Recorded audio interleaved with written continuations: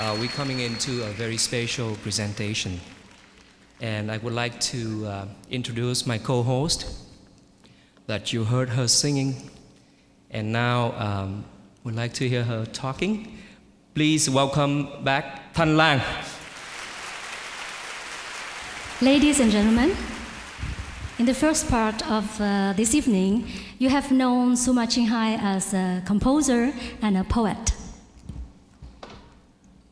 And a songwriter, an artist. In order for us to get to know Suma Chinghai much more, my co-host here, Mr. Joseph Hugh, who is a director, producer, has done some researches, putting together a short but interesting videotape of Suma Chinghai.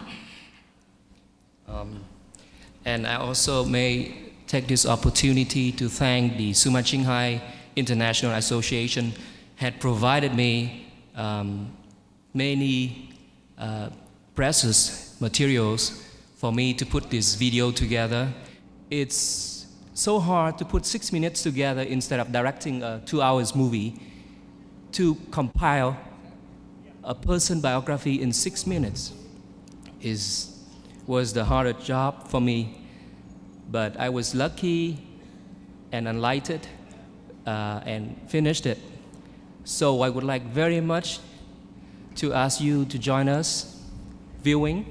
Join us viewing this mini biography of Suma Chinghai.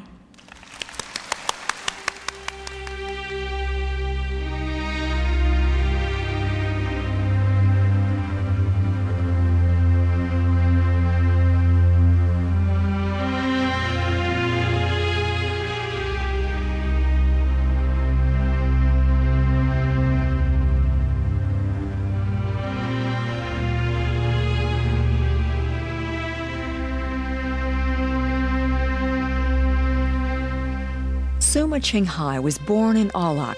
Her father was a highly reputed naturopath. Lao Tzu and Changsu were his favorites. These writings were available to Suma Chinghai as a young child. Her parents were Catholics, and her grandmother was Buddhist. Together, they taught her the scriptures and Buddhist worship. Even at a young age, Suma Chinghai already had spiritual questions. Where did we come from? What is life after death? Why are people so different?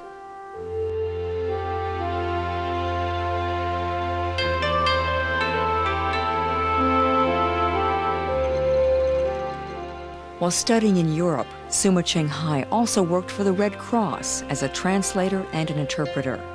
She volunteered long hours, helping the refugees at the expense of her own health and comfort.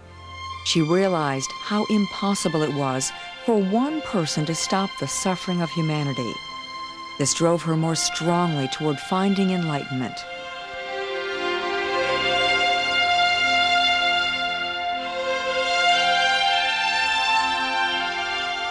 Suma Chinghai was happily married at the time to a German scientist. He was very kind and supportive of her religious travels and charitable works. However, she felt that she needed to devote her undivided attention to alleviate the suffering of humanity.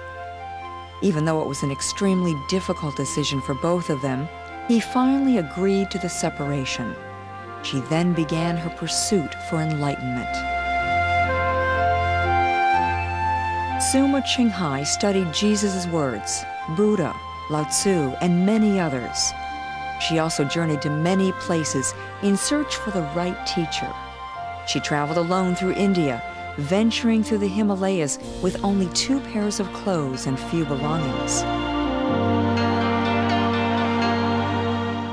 Finally, up in the Himalayas, she found a true master who initiated her into the Kuan Yin method.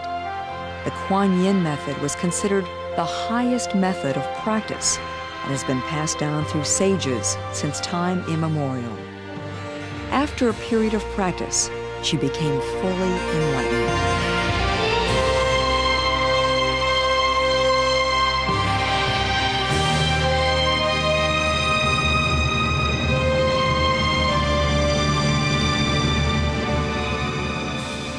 Suma Qinghai's endless effort to help humanity extends to all countries.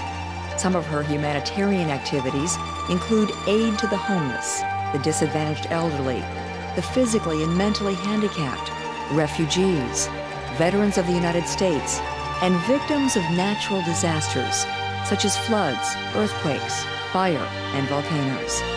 She contributed financially to orphanages, spiritual communities in various countries, and institutions of medical research on AIDS and cancer in the United States.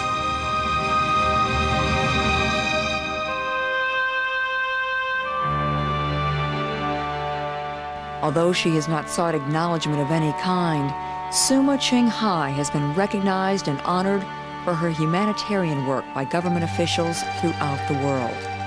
Mayor Fossey of Honolulu, Hawaii, proclaimed October 25, 1993, as Master Qinghai Day. February 22, 1994, was likewise proclaimed by the governors of 6 Midwestern states. She also received the World Peace Award, the World Spiritual Leadership Award, and the title Honor Citizen of America. In addition, Suma Qinghai is highly gifted in the arts.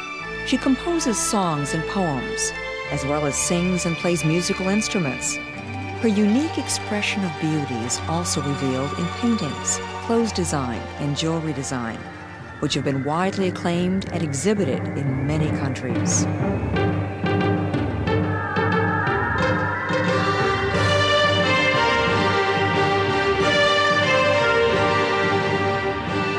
In recent days, Suma Qinghai has globe-trotted the continent, teaching people how to end their earthly suffering, find inner tranquility despite a hectic life, contribute meaningfully to society, and reconnect with God. Her message transcends all religious, racial, and cultural boundaries.